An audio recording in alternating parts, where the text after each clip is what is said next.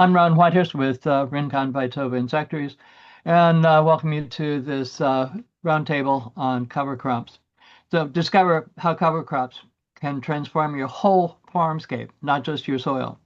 This panel explores the build it and they will come approach, designing on farm habitat that invites pollinators, beneficial insects, birds, and soil life to do the work for you.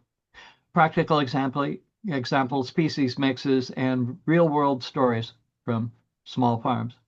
We have Scott Park from Park Farming, myself, Ron Whitehurst with Rincon Viterbo Insectaries, and Cindy Lashbrook with Four Seasons Ag Consulting and Farmer. Will be presenting. So we're going to start with a quick round of intros, 2 or 3 minutes, and then yeah, each of us will take 15, 20 minutes to discuss our perspectives and experience. Okay, so we'll start with Scott, and then Cindy, and then myself with intro, and then that order with presentations, discussion. Thank you much. Scott, you're on. Okay, my name's Scott Park. I'm the founder of Park Farming Organics.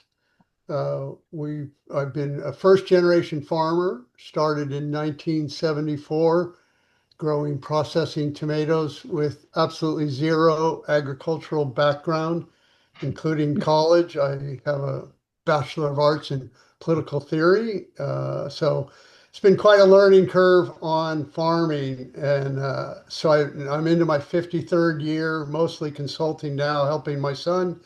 But I started a soil health direction back in actually 1985.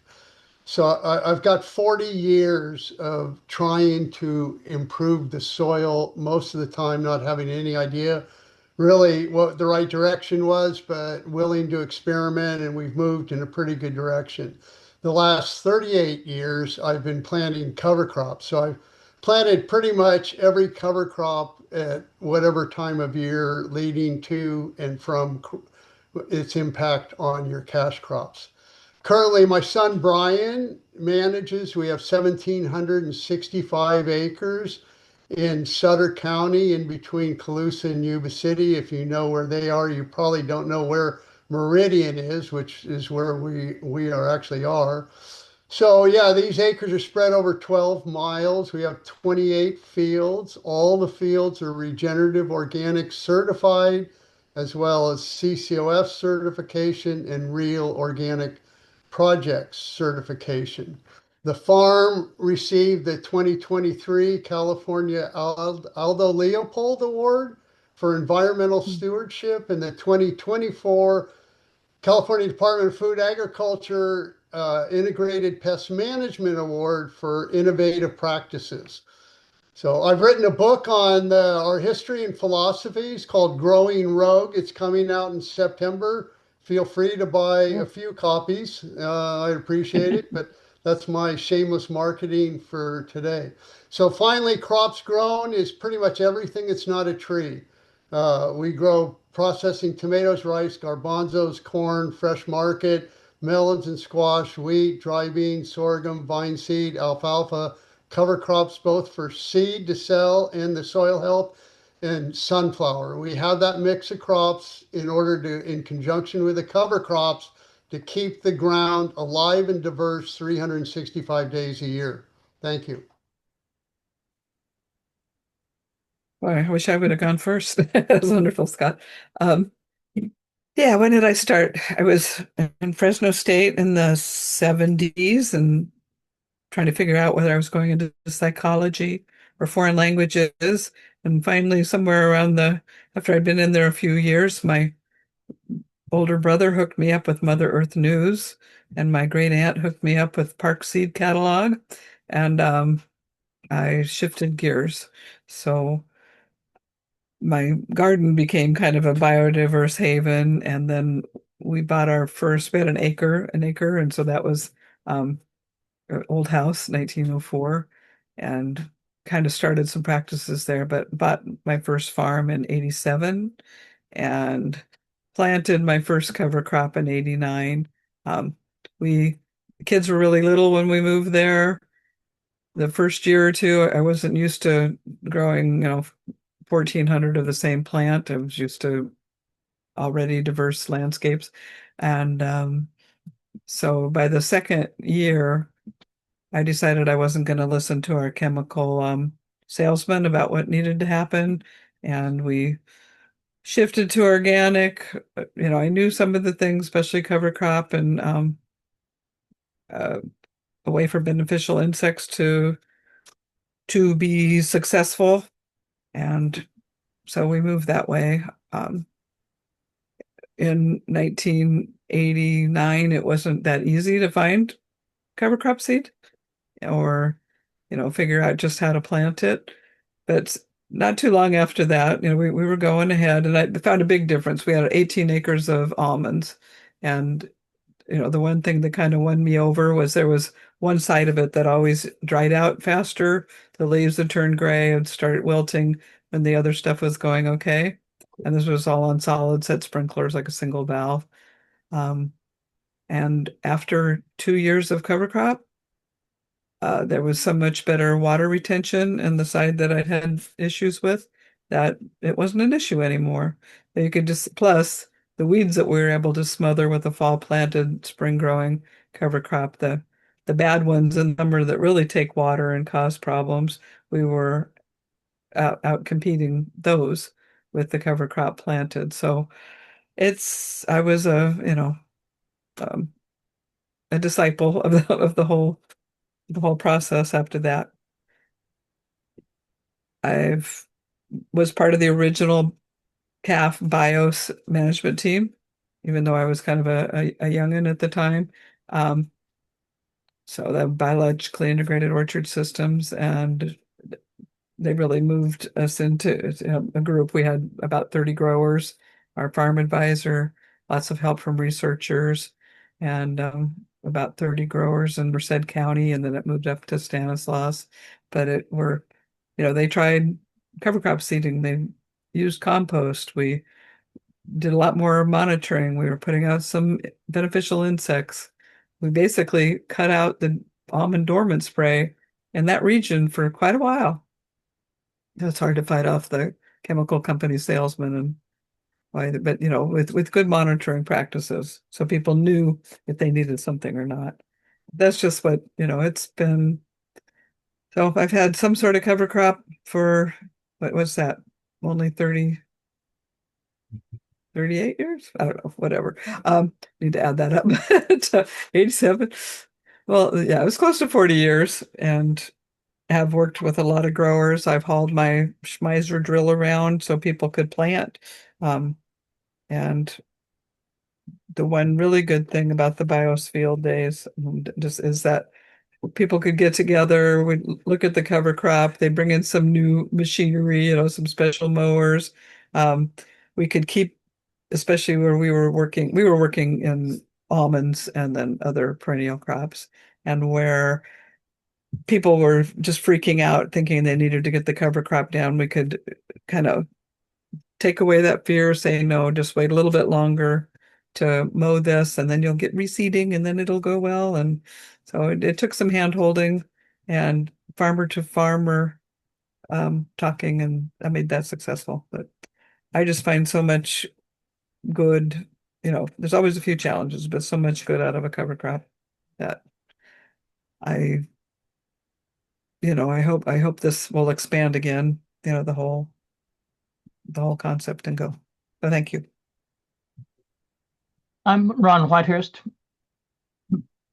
And my wife and I, Jan Dietrich, run Rincon Vitova Insectaries. We have a wonderful heritage of our founding entomologist, Everett Dietrich, working with farmers since about 1950, walking them, taking them figuratively hand in hand, and walking through the process of getting off of toxic pesticides. It's been a tremendous uphill educational slope that we've been fighting the chemical fertilizer and chemical pesticide companies to get our message out that we can grow good food working with nature, and we don't need chemical fertilizers. We don't need toxic pesticides. And so on a daily basis, we grow the good bugs that eat the bad bugs, the beneficial insects, and supply those to farmers to help control their pests in the field. And the idea is that that's for this year. But then we give them advice on how to build the habitat on their farms so they can grow their own beneficial insects by the way that they garden, farm, or grow in greenhouses.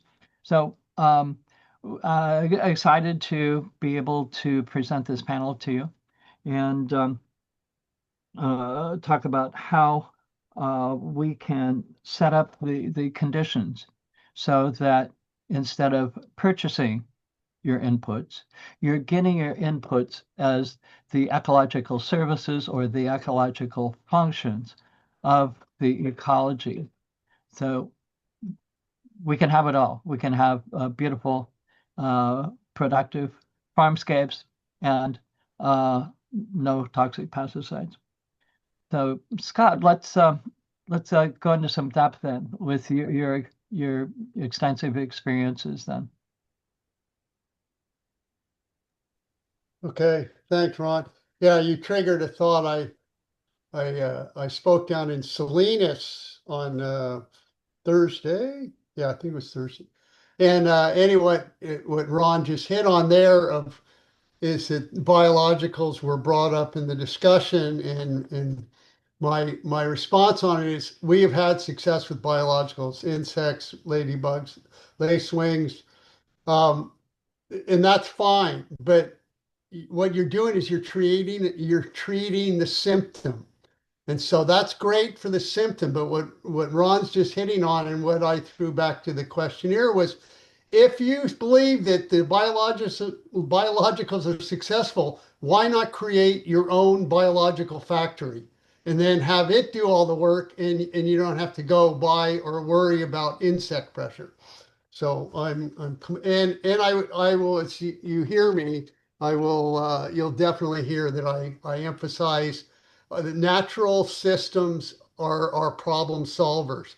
And it's not just in the insect arena, okay? It's everything that's involved with with the farm, period, whatever it is, water, nitrogen, insects, disease, resilience, soil structure. It's all taken care of if you have a natural system functioning. And now I will get carried away on cover crops since that's what I've been asked to talk about. But that's part of our whole farm strategy. It's a critical part, but it's a major contributor. So I'm going to hit on why we grow cover crops. Then I'm going to hit on what cover crops should you grow? How do you decide what you're going to plant? And then some expected benefits. Probably you've heard most of them, but I should cover it. And then a little more on the practical side, like I have been messing with, for example, this year we have of these 28 fields, every inch is covered either with a cover crop or a cash crop. But what do you do with them compared when you come into actual working it? I really think academia is missing it right now. I'm all for the hard push on cover crops. Too much of it's on, okay, here's the seed, you should use this. They're not covering what do you do, okay? If you're actually going to grow a vegetable crop, what am I going to do with all this biomass? And how do I handle it? And I have found out, I'm speaking from experience, you can do it wrong. You can create more problems than you wanted to create. Okay, so I'm going to touch on that. I am also asked all the time, why our farm, if we're such a thoughtful, supposedly considerate farm, why aren't we all no-till? So a little touch on no-till and cover crops. And I think that'll cover it. I think I'll be hauled off the screen by then. So here we go on why do we grow cover crops? That we have a system, and I've had a lot of University of California Davis classes come, and this has been going on for about we're into the 12th year now. Anyway, I'm talking to a bunch of smart people, and I'm not very smart, so I had to organize what exactly is our farm doing? Why is it working? And what are the ingredients that make it work? And so I came up with this thing called the 9 C's. And the heart of it is cover crops, crop rotation, and conservation tillage. In our sense, we do more targeted tillage, which I'll touch on. But the other C's also play an important role, and that's like conserving your inputs. We use controlled traffic, so we're only putting pressure on 17% of the bed of the whole area. 83% doesn't get pressure. Critter cover, super value in border management. It was about 15 years ago that I finally figured out that we have another friend, another something to help the farm run naturally. And the borders are crucial. The soil, of course, and cover crops are great, but the borders and either letting things grow naturally or planting hedgerows is really critical. And it's also critical on mood and environment for your employees. There's a place they can go in the shade. It's completing a cycle. A lot of farmers don't want to see any life on their ground. They want to have a total neuter system. We're the opposite. We want to see every animal, every insect, every bird that's in this area because that's telling us the system's in balance. And if you're not seeing life, then you're depending on deaths, neutered systems, and you have to do all the inputs, including the beneficials, which will, because the bad insects can get out of control very easily. So by implementing the 9 C's, we have effectively curtailed nutritional disease and insect issues. Okay, we still have plenty of weeds, but our system, this is working. A natural system and I'm talking about we don't even put on organic pesticides. We probably have put on 6 organic insecticides, all right, on 20 to 28 fields spread over all these different crops about over the last 10 or 12 years. In other words, it works. Every once in a while, we have something blow up. But if you were doing 100% preventative application of chemicals to control those weeds, these small blow-ups that we have amount to a drop in the bucket. Yeah. The one thing is also is the system takes time. Okay, so this is not an instant gratification. Plug it in, and I got results. This takes time. This takes patience. But if you have the patience, and I'm talking about over 5 years, you'll do very well. You might not do that first couple of years as much with cover crops and biomass and what have you, but over time, this is a profitable venture. It is good business to be creating a natural system financially. Okay, what cover crops should you grow? The ideal is a mix, cereal, legumes, and forbs, which is usually just referenced as a multi-species. But now time and fit it to what your crop is. Grow a cover crop that helps your cash crop that's coming, and also grow a cover crop that will correct prior crop impact on nutrient soil conditions, such as we grow a lot of rice. Rice takes everything out of the soil. Okay, so to turn around and want to plant a cereal, it's just not going to grow very well because cereal pulls really hard on nitrogen. So that is an example. You would go from rice to a legume crop, which would be then filling in the loss of nitrogen. Plus, it would be helping having it to break down all the rice straw. You plant a cover crop if you're grazing to match the animals. Like sheep, you shouldn't just have a vetch cover crop. You should have a multi-species, and they will pick and choose what they want while they're making the soil better from all their natural stuff that they do. Cover crop termination timing should be considered because if you grow a crop and it's growing into when you should be planting a cash crop, that's a negative. And that's going to impact your cover crop. So don't grow something, oh, this is really good for this, but then in order it's right. For example, for us, we find growing a cereal right before tomatoes that we're planting in the middle of March isn't a good deal because of all the biomass. And so our groundwork, instead of lightly scratching a cover crop, rolling it down, planting 2 weeks later, we're having to excessively work the ground to deal with all the root biomass, drying out the ground, excessive tillage, what have you. So match it up and be sure you have the equipment that you can plant it properly. this one I'm going to do really quick because I think you've all heard it before. You know, the benefits of cover crop. Live roots, nothing's better for the soil. Okay, it's 1,000 times better than biomass. This is what the microbial system likes to run on.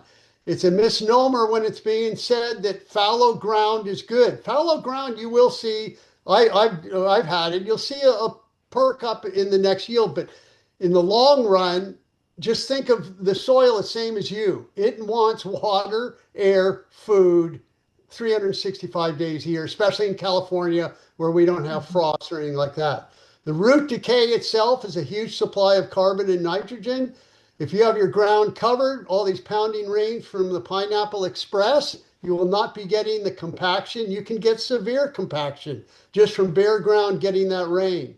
It's a critter cover, as I've touched on. The pollination is key to trying to keep this whole insect life system running. But it's not just the insect. Then you have more birds, and it all ties together. It's not some separate unit.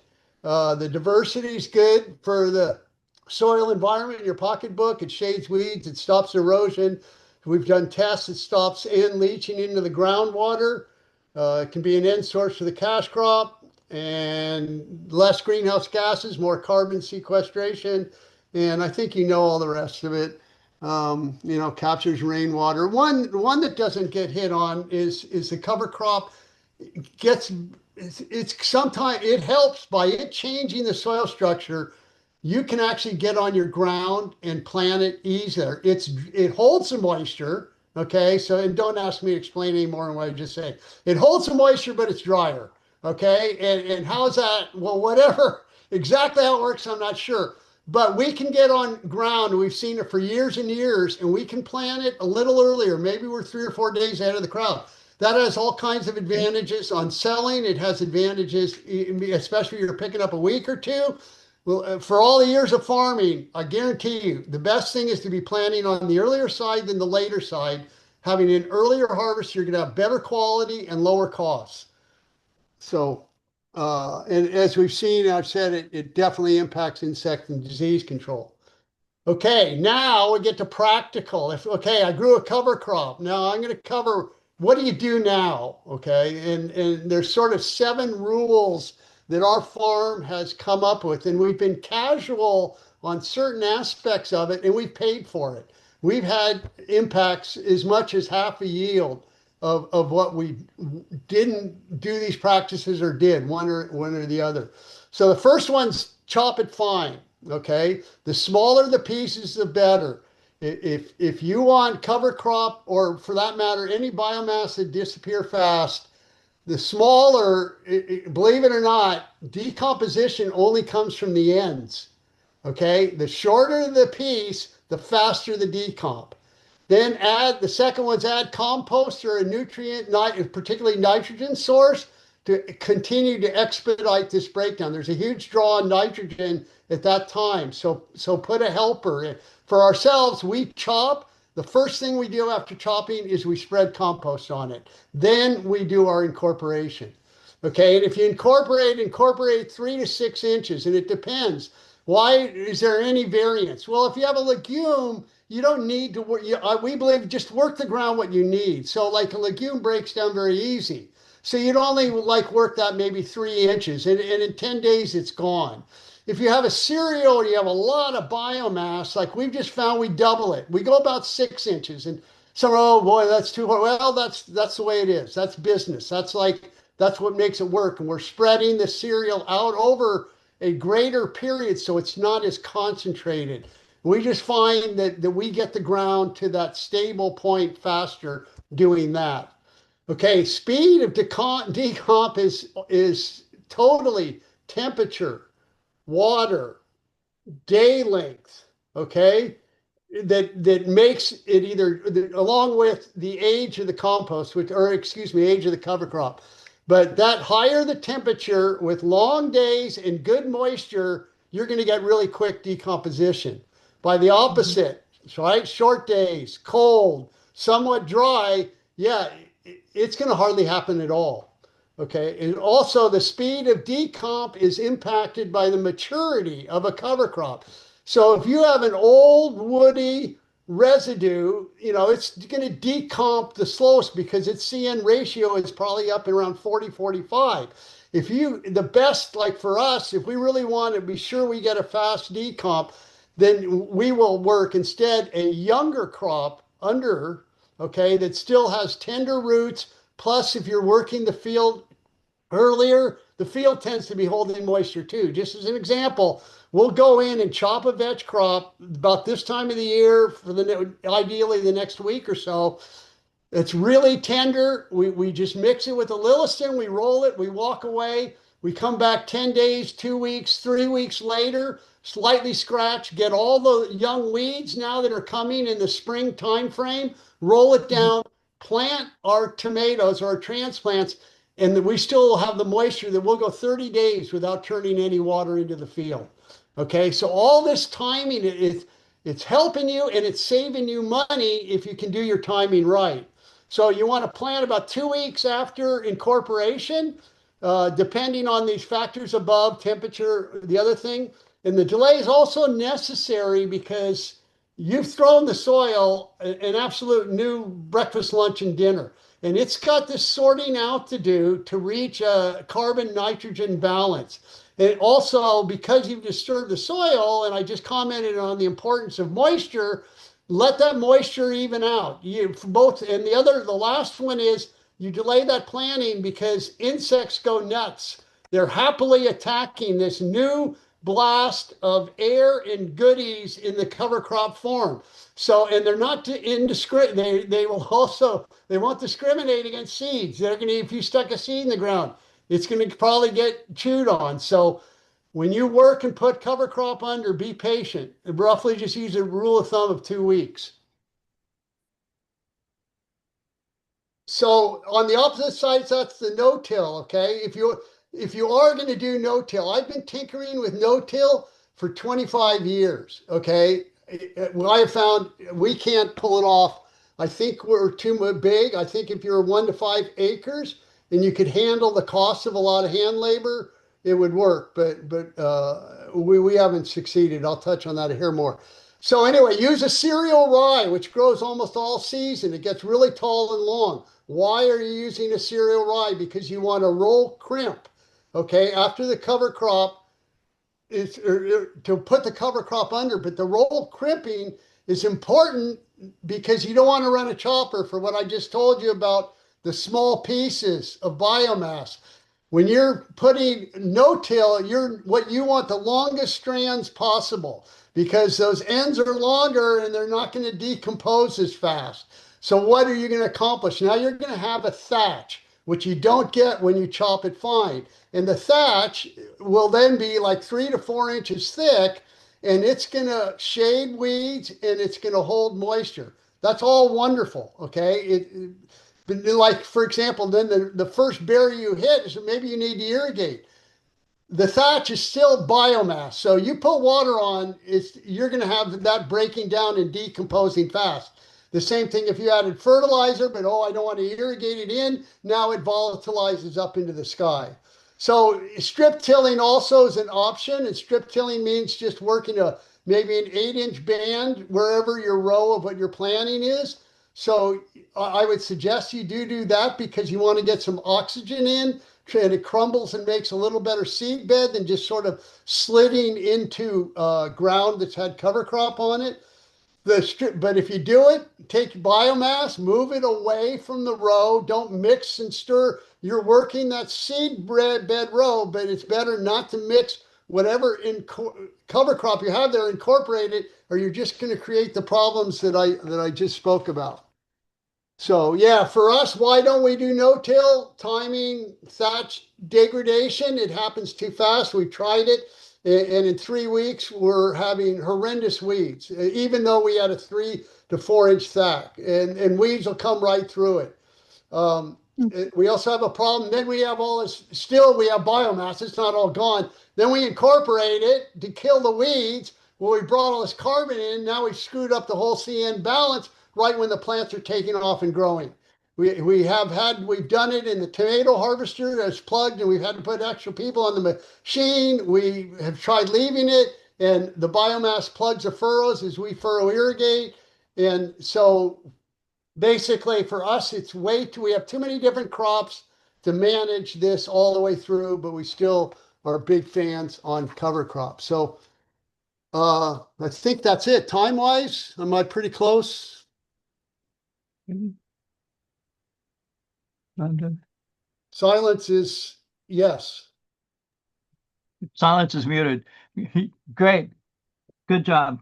And yeah, now, That was amazing. yeah, just an amazing amount of wisdom from your years of experience. Thank you. Now, Cindy, what Okay. is your experience? And I've mentioned most of mine is where I'm planting cover crop within a permanent crop, permanent woody crop, like almonds, walnuts, peaches, grapes. We have some berry plants. I mean, most of them take kind of a different mixture of the cover crops that we're putting in. But in our area in California, like everything's changed into almonds, but the weather last week or so should help cut down the yield a little bit. Maybe the price won't go totally down to the bottom. But what we want, well, with nuts especially, people don't want a lot of thatch and organic matter at harvest time. So we choose our mix, which is almost always a fall planted, winter growing cover crop that's planted somewhere between September and Thanksgiving, preferably.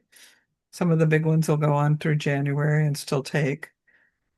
Um, where we have, especially almonds, or they harvest fairly early, August, early September. So we definitely have to think about how people can shake the tree, have the nuts on the ground, bring them up into the windrow, and then pick them up again. So that's something to really consider.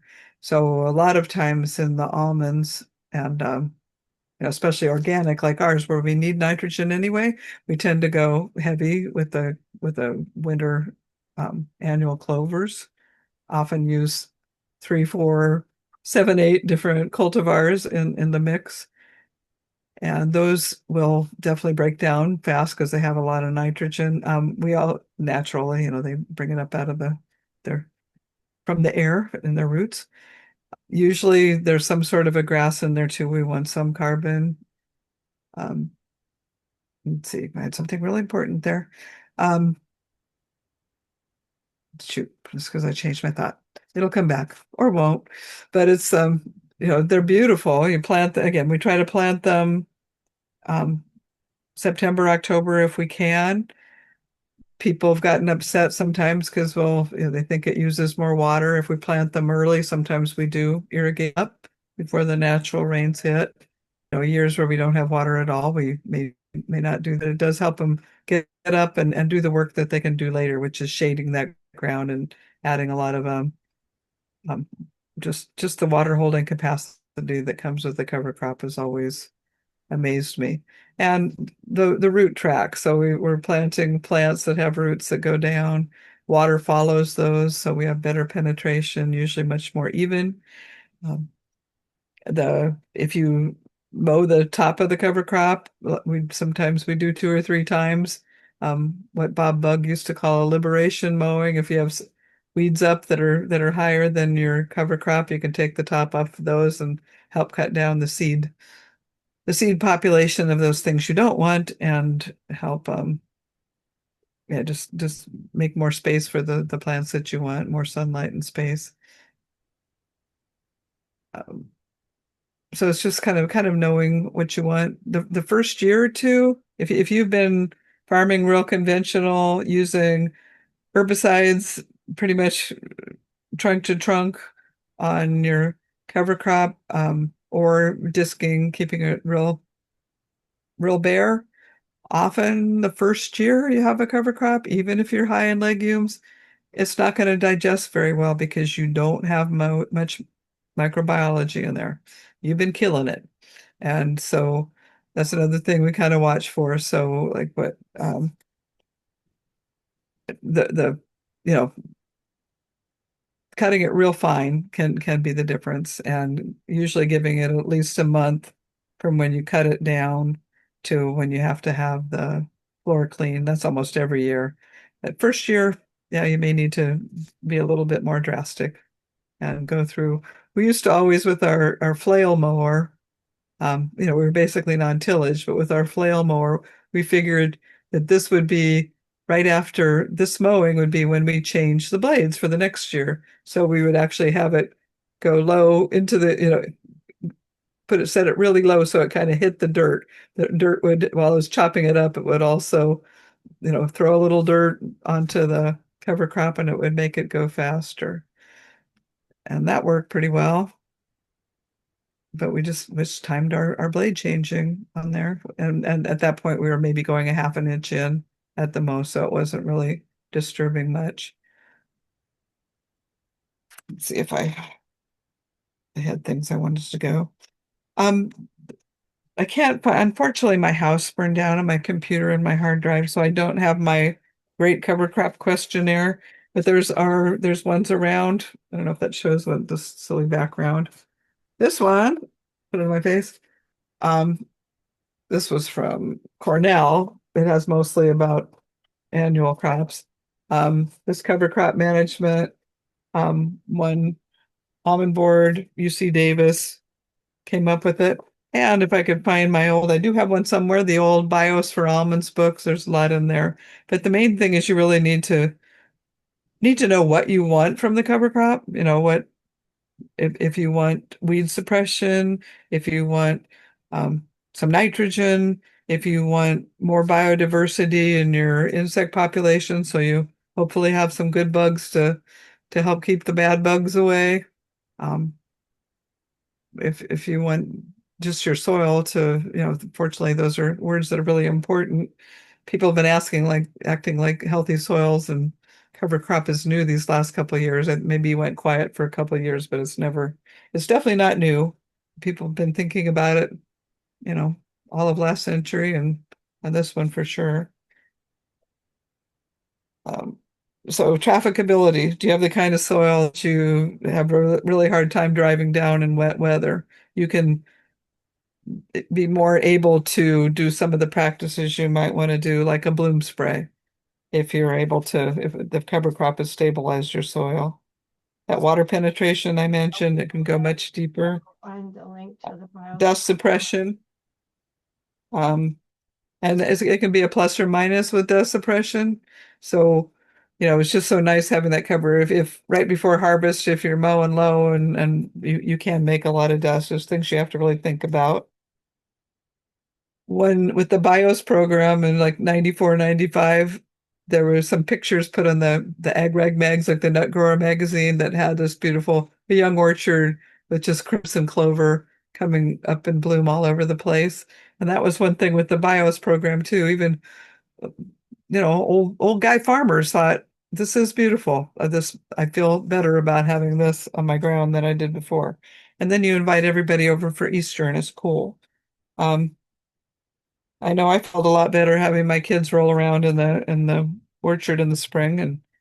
And one thing I noticed we got rid of almost completely was puncture vine, because of the time when the winter cover crops are heavy is when some of these summer weeds would naturally be germinating and coming up. So we're suppressing those. So it can really cut down on the summer weeds.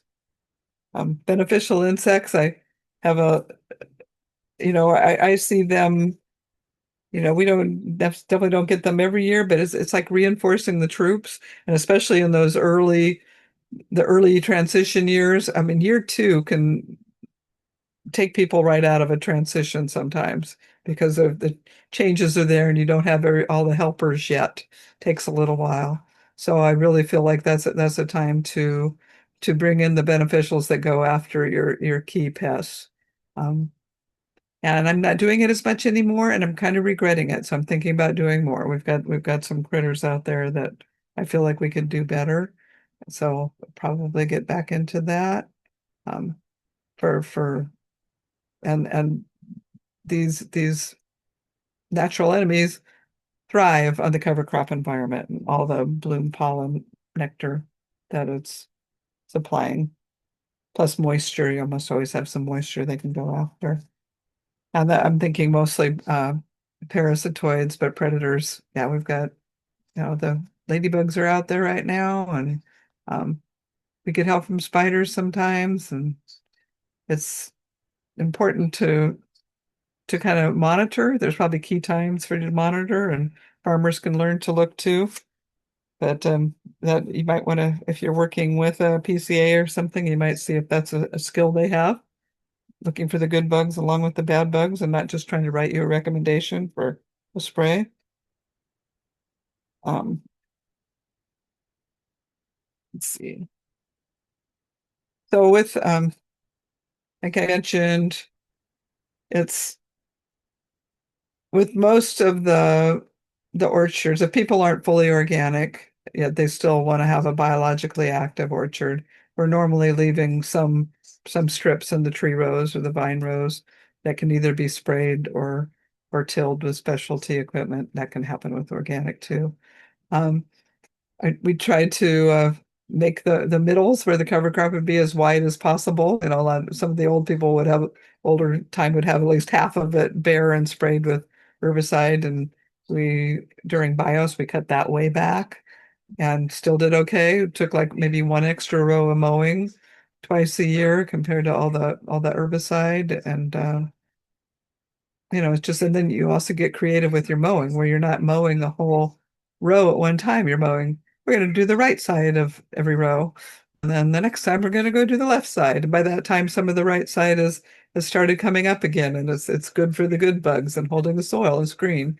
Um, and then if depending on the size of your mower, the middle one might be there, but you just don't take everything down at one time. That isn't, if it's not wildlife friendly for your good bugs, and it, you can often also chase some of not every bug down in the cover crop is one that your crop wants to see up on its leaves or roots. So if you take all the cover crop, even the resident vegetation down at one time, you can cause a lot of problems.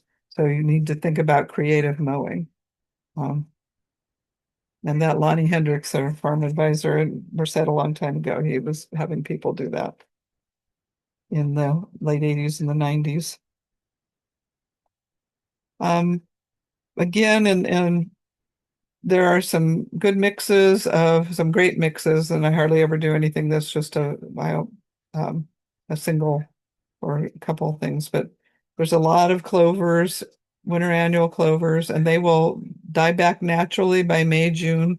Quit taking any water from your system, give you a mulch that helps hold water, and help you be ready for harvest. If you have a crop that doesn't need the ground to be cleaned, then you can use some more perennial clovers, maybe some lower grasses, so you actually can almost give yourself a lawn, like the ones we used to step on bees all the time when I was little, which would be like a white clover and grass, but that'll give you all the trafficability, the dust suppression. Sometimes the cooling's really important. And just hold on to that soil and build the thatch. And just that one of the during BIOS too, we were out at one orchard near Hillmar. That's a sandy loam, pretty sandy. By the second year of cover crop, and it was more of a not really a plow down, but a soil builder. This one had some vetch and some grasses in it. But by the second year, down between 8 and 18 inches, you could already see the humus layer building, and it had not been there at all. So between the cover crop and compost use, he changed his soil really quickly, and it smelled so good. Um, you could just tell it was a good living soil, and I never thought to see that so quickly. And and also another big ranch that had been farmed, pretty much agri-desert for a long time. Within 2 years, uh, the earthworm population was way up. So, as Ron kind of put in here, if you build it, they will come. Or if you don't do everything you can to make it inhospitable for the good guys, they will tend to find their place to your farm and help. Um, you know, and then we're not killing things. Again, in the BIOS program where we kind of showed that a winter dormant spray wasn't very necessary, and this is what you look for. Those winter dormant sprays back in the 90s were killing owls and hawks because they would land on the dormant sprayed branches, and the pesticide would go in through the bottom of their whatever you call those, the claws on them. And so it's just, so much. It's not simple. I know a lot of the PCAs, we're actually PCAs too, or right now my husband's the PCA, I'm the CCA, but I was that. And a lot of them just, they can go on vacation if their growers all spray, and they go for the next 3-4 weeks till the next time. We kind of tend to need to be out there during key times just in case there's a problem, something we need to hit. It's not just so rote. So it's like you're working with nature, but you got to kind of watch it and make sure you're not missing a dynamic and something that just came in, including some newly introduced insect that's invading our area. Um, I know with cherries about 15 years ago, this spotted winged Drosophila came in, which is in the kind of the fruit fly family. And boy, did that take out cherry crops real quick until a balance could be brought in. And that's probably the only thing we spray for is our organic spray for actually for 2 fly species, yeah. For walnut housefly and walnuts occasionally, and for spotted winged Drosophila. But you got to know what you're looking for. Find partners that can do that. UC has a lot of information. Again, this cover crop was UC, the BIOS manual. If you can find it, I think they have written up stuff online. I need to find the fancy one, make sure you can get it. But there were a lot of ways to think through things, and that's why a good questionnaire before you plant a cover crop, along with information. Kind of like if you are organic, and you've noticed if you go through the organic system plan, a lot of times you're doing pest management, and they'll give you a whole bunch of ideas you never even thought of. Are you doing this or this or this? And you can check off the 3 you're doing, and you're going, I'm not doing that. Maybe I can do that. So all of this, we can help each other, and these questionnaires and surveys and stuff can help us figure out new ways of dealing with it. We didn't plant anything last winter. We did the year before, and everywhere except for my super overly shady walnuts, I have really good recovery of all the seeds. So I've got clover coming up all through our almonds, and the cherries down there, they have more light. I have where we planted cereal rye. We planted Merced rye, which is a big thing here in Merced County as a rotation for sweet potatoes. But we planted that and it did fantastic. And one thing I noticed there, you let it just dry in the summer, and we didn't get any of our Johnson grass coming back up through those areas. But there's just a lot of ways that we can, you kind of figure out a system and let these guys help you. And then, after it held back, and we'll see how the Johnson grass does this summer in that area. But I've got plenty of Merced rye, and it reseeded itself. And so far, it's not causing any problems that we can find. And I mean, that's kind of a fallow area right now. We'll be planting some veggies in there pretty soon. But mostly and the people we work with are nut trees, fruit trees, uh, berry vines, grapevines, things like that. And so we work with those. And you do need some specialized equipment to plant normally. And you can also use some, we used to have a lot of that at the field days, specialized equipment to like work into the tree rows and vines and not have to spray much. And I don't know, that's mostly it.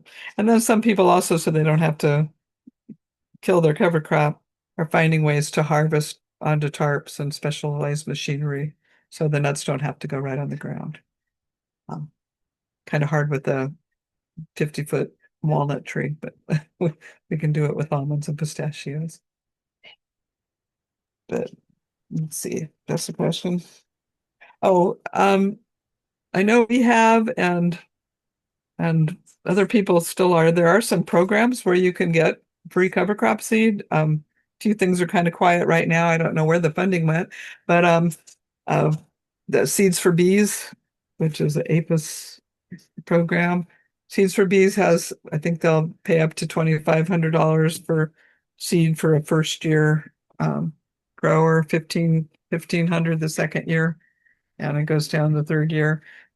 So they can help you get covered. Their seeding rates are kind of light if you're really trying to smother, but they're good if you're just doing pollinators. Um, Healthy Soils, I don't know if that's going to come back again. That was an amazing program through Cal CDFA. Right now, I think it's on hold a little bit, but it's we had growers that had a huge cover crop and all sorts of compost and everything pretty much paid for.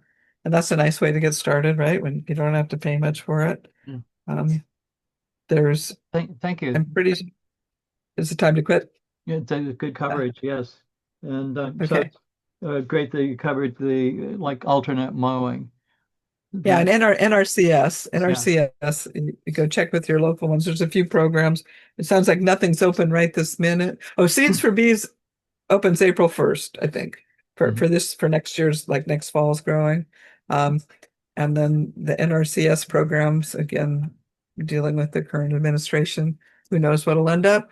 But they have two programs that often cover crop, and I know we planted some with the EQIP program a long time ago.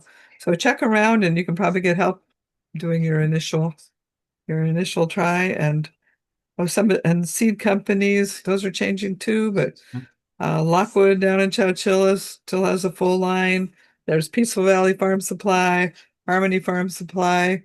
Um, let's see, Camp Rath has changed, and now they're mostly Pacific Coast Seeds, I believe, which are doing a lot of natives and stuff like that. So Yeah. you can get help from their reps on figuring And it then, out, and they also and might know then, some programs. and then Xerxes uh, Oh has yeah, a Xerxes. lot of really good Yeah, information on especially natives and pollinators. Yeah. that's true. Oh, Wild Farm Alliance has covered some of them too. Yeah.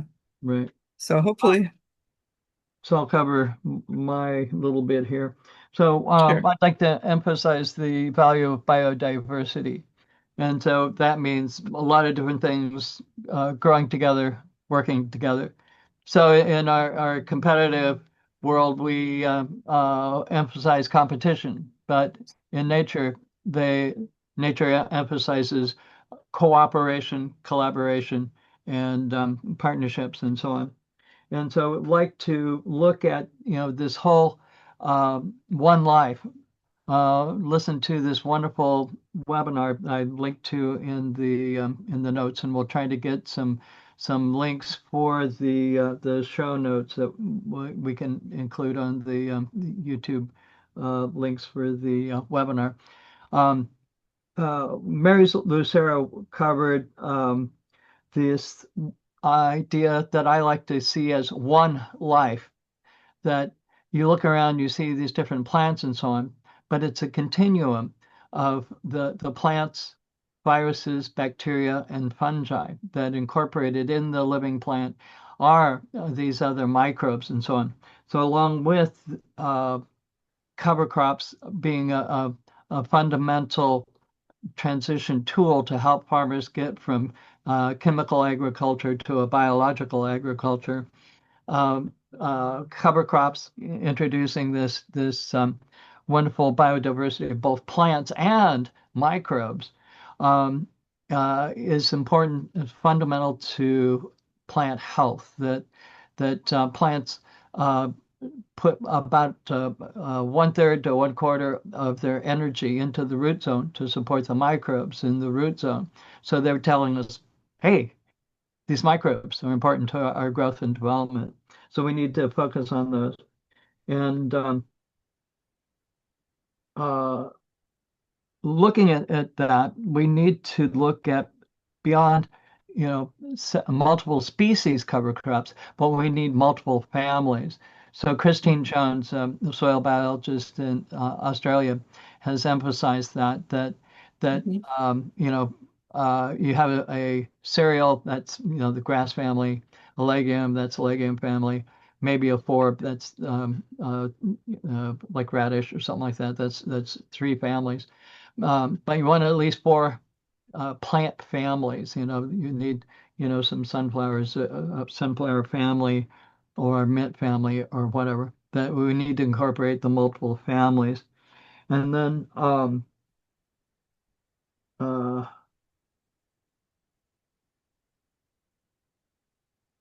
so a little bit of biodiversity can be really important.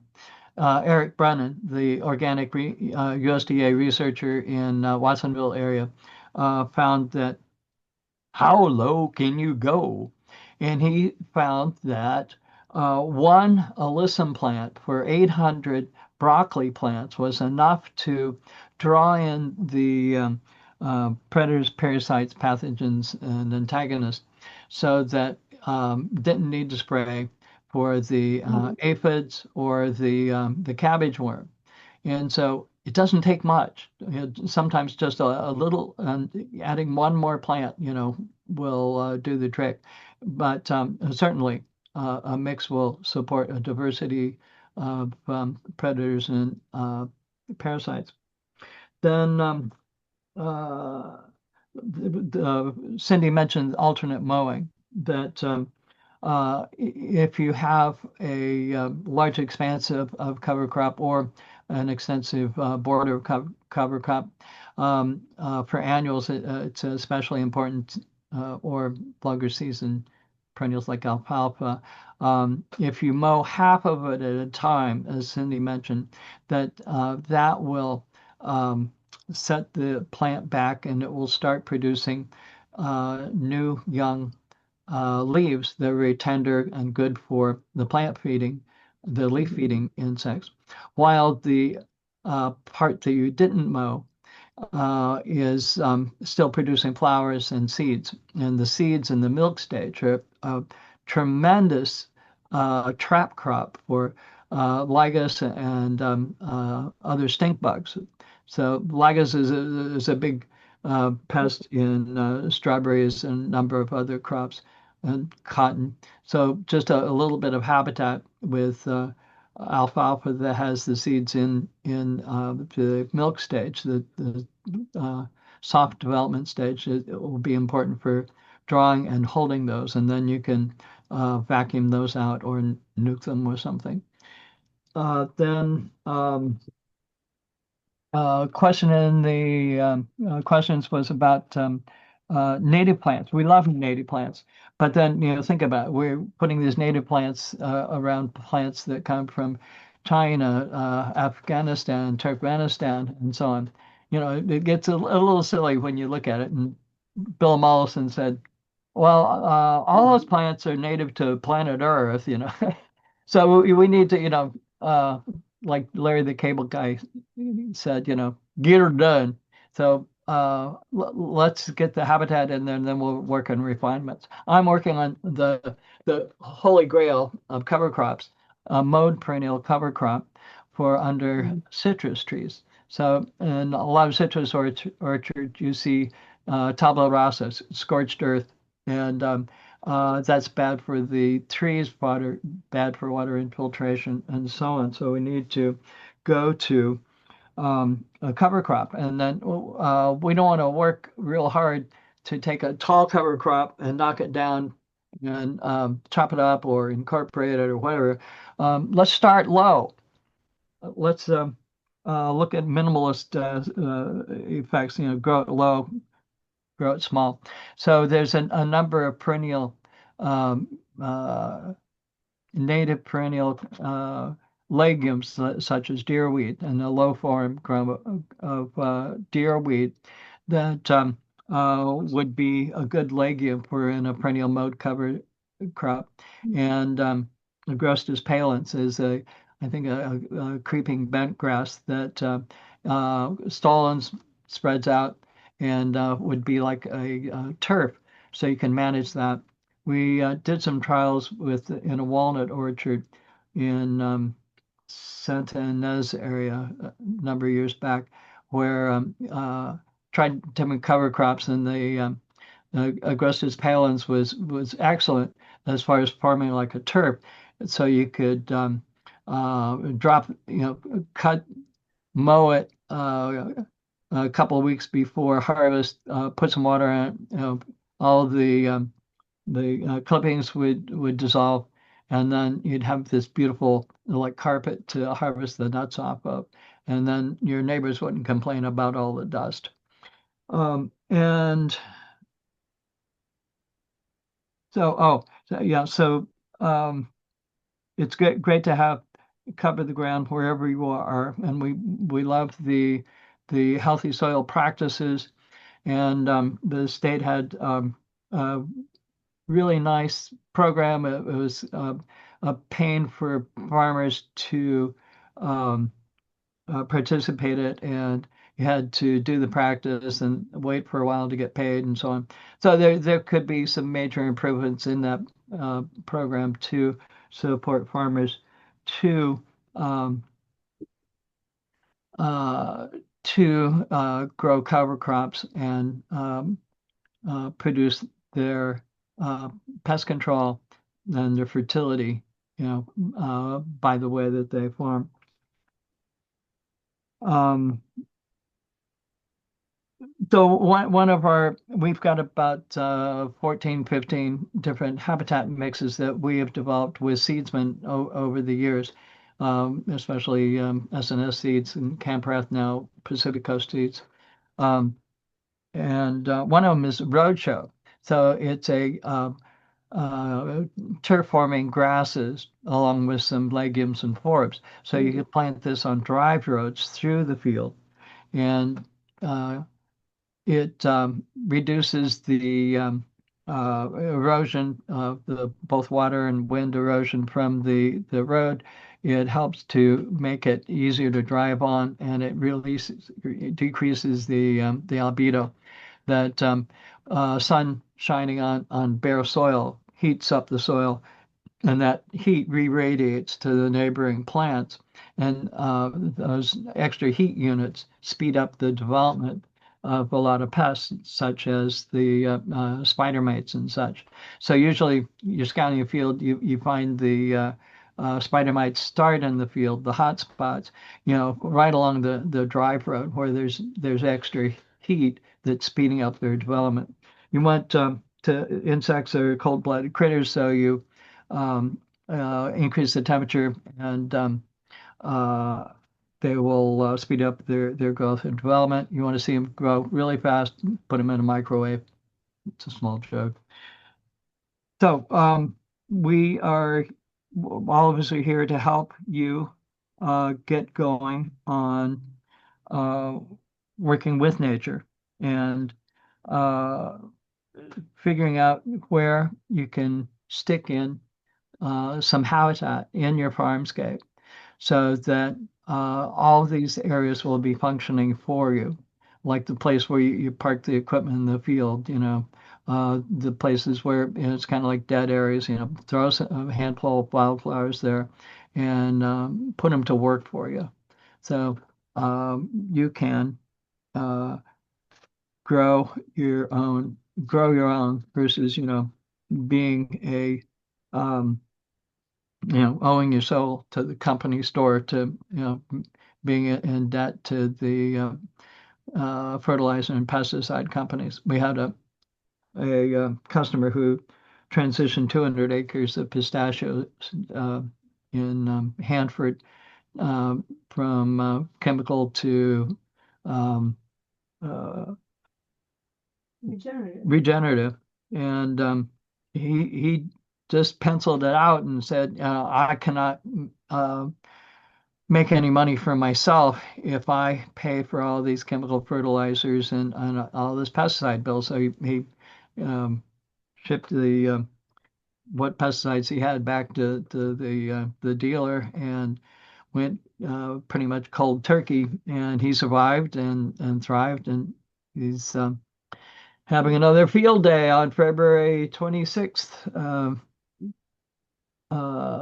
Triple F Farms in Hanford. You can see it on Eventbrite. So let's see. Do we have any other questions? There was one about the the um, cover crops. Oh, and what was the other one? Can Cindy talk more about creative mowing? Oh, drone seeding. Okay, so yeah, there's all kinds of things you can do with drones now, and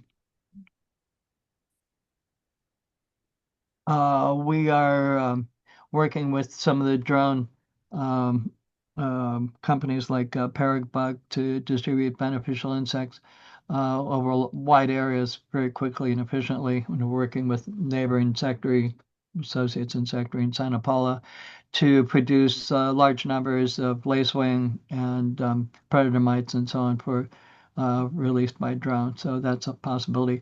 As far as cover crops, there's definite possibilities there. The seed would fall onto the soil surface and potentially grow, potentially be food for wonderful little seed-eating birds. If it grows, fine. If not, it's expensive bird food. So, What does Scott think? yeah, Scott, do you have some other comments that you'd like to finish up with here? We got another 5 minutes to No, use. I just raced through the Q&A. I wasn't sure if there was going to be, if it was going to end before we got a chance to answer the Q&A. So I just threw my 2 bits in. Yeah, no, and I completely agree with what you and Cindy have seen and are saying, but it's just, we got a question there on root knot nematodes. And we've had on our farm multiple times where we have just gone, wow, we don't have that problem anymore. And it's not like neon signs blinked, no new root knot nematodes are in your world anymore. It was just like 5 or 6 years later, they were kind of going, well, we don't even have to plant a tomato variety that's resistant because we're not seeing anything show up. And it's happened on fusarium. It's happened on corky root. It's happened on bacterial speck, late blight, right on through which aspect of our care of the farm, we're not sure. But we really believe it's just the whole package, and nature's pretty good at figuring out what to do. There's this idea of quorum sensing that comes into play. That one pathogen, a lot of the water bolts like Fusarium and Alternarium, that sort of thing, are really good decomposers when they're in small numbers. When they reach a certain critical concentration or population, then their character changes and become virulent. So the chemical farmers get all excited about having the presence of a pathogen in the root zone. But if it's in low population and it's being competed with by the beneficial soil fungi and beneficial bacteria, then it's not able to grow to numbers where it becomes virulent. So it's a really important concept and encourage people to look at the quorum sensing in context of the soil food web. So I'm curious. one of our heroes, Dr. Elaine Ingham, just passed, and so we'd like to memorialize her and her work illustrating the role of the different microbes in the soil and how they help support the healthy growth of the plant, and then in turn the healthy growth of the people who eat those plants. That it's a um, important component of the soil is the life in the soil, and we're all here, promoting the life in the soil, the life in the air and the health of the people who live on the land and who eat the food that we grow. And gratitude to all the teachers that are in the next world. So we have a number of we're standing on the shoulders of hundreds and thousands of careful observers of nature that have passed on their observations to us, and so we you know pay homage to those teachers as well.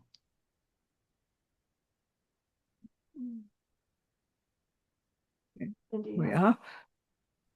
Anything else? All Cindy? right, yeah, I think we have a minute left. So if there Mhm. are any closing thoughts they'd like to share with people, now would be the moment.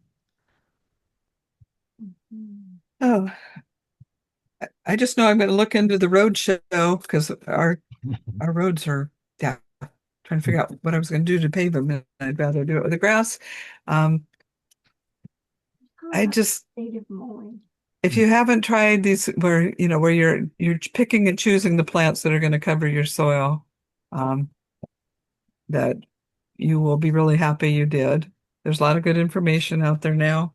And again, it's just the whole feel of your orchard, your farm. The air is clean. The dust doesn't tend to be there. The soil smells rich. You can just smell the algae. And we also have hedgerows and some different varied plants. Oh, and Nice. then yeah, my husband mentioned the earthworms. Yeah, that has really changed all over. And those earthworm holes, the middens are full of fertilizer and the holes are also allowing water to move down. So let's just bring bring life back. Bring life back to our farms as much as we can. Nice. Thank you. Thank you very much. Thank you, Ron, so much for putting this together. Thank you, Cindy and Scott, for participating. As a reminder, the session is being recorded and we will put it on YouTube within the hour. Yeah, if you have any questions, you can reach out to me via email to guido@caff.org. And yeah, with that, we have another session today and many more in the coming days. We also have some regional gatherings, regional farmer gatherings all over the state. So make sure you check that out. And thank you, everyone. Have a good one.